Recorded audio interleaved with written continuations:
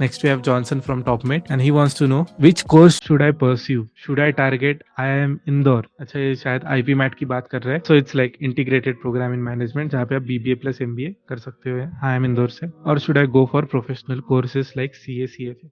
Okay. So Johnson, I'll be very frank here. CA, CFA and all is fine, but यार life is not all about study. अभी तो आपकी 12th हुई है, आप अभी कॉलेज लाइफ स्टार्ट कर रहे हो.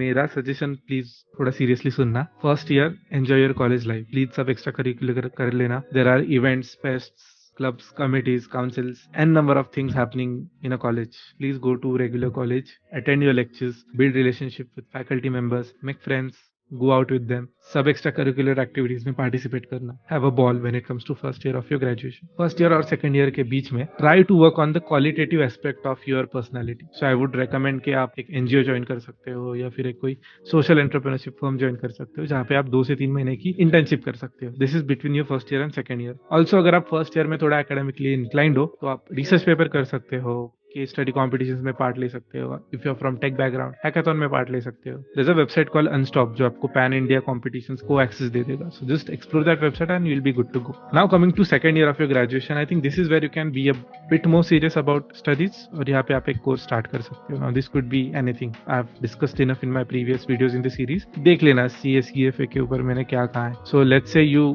Start some professional course, so make sure that the course won't go beyond 1.5 year when you're starting in second year of BCom or BBA or any other graduation. क्योंकि third year का हमें majority of the time should be focused around placements at least half of the year. तो second year से mid part of third year of your graduation completely focus on your professional course. कुछ ना कुछ हाथ में लेके खत्म करना. Please don't let it be pending कि यार पढ़ाई हो गई बस एग्जाम देना बाकी है, या 2 पार्ट का एग्जाम है, 1 पार्ट हो गया 1 पार्ट बाकी है. Don't let that happen. I think 1.5 year is enough. उसमें CFA लेवल 1 हो सकता है, CMA के दोनों पार्ट्स हो सकते हैं, FRM के दोनों पार्ट्स हो सकते हैं.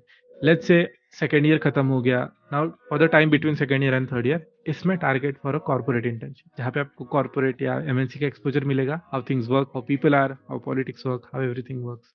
वो काफी एक अच्छा लर्निंग रहेगा. प्लस अर्ली स्टेज में लर्निंग ऑलवेज हेल्प्स. मैंने between second and third year I think equity research में इंटर्नशिप की थी in क्रिजिल. That help a lot. And जब आपका लास्ट ईयर स्टार्ट होगा, कुछ पेंडिंग कोर्स होगा तो खत्म कर लेना. आपके प्रोजेक्ट्स रहेंगे वो खत्म कर लेना. प्रोफाइल बिल्टअप कर लेना, छोटे मोटे financial modelling, Excel, virtual internships, whatever it is, complete it. और बचा हुआ third year completely focus mainly second half placement team join कर लो कॉलेज की. try to bring in more companies at your college. plus try applying on your own. drives रहते हैं अलग अलग कंपनी के fresh graduates के लिए. see if you're applicable. if you're in the last year, a lot of companies allow that. कुछ companies बोलते हैं कि completion certificate लगता है. in that case wait for some time and then apply. but I think it should do whatever is required. so I hope this kind of builds overall graduation life का picture for you.